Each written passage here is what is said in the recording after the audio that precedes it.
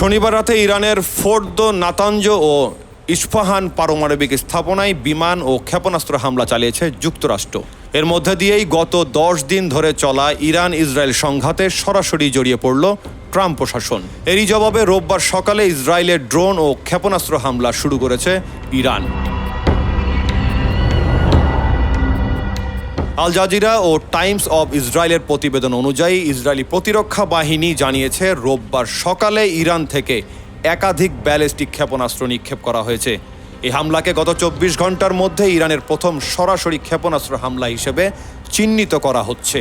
IDF এর দাবি, Iran থেকে ইসরায়েলে পৌঁছাতে ড্রোনগুলোকে কয়েক ঘন্টা সময় নেয়, যার অর্থ সম্ভবত যুক্তরাষ্ট্র ইরানের পারমাণবিক স্থাপনায় বোমা হামলা চালানোর আগেই সেগুলো উৎক্ষেপণ করা হয়েছিল।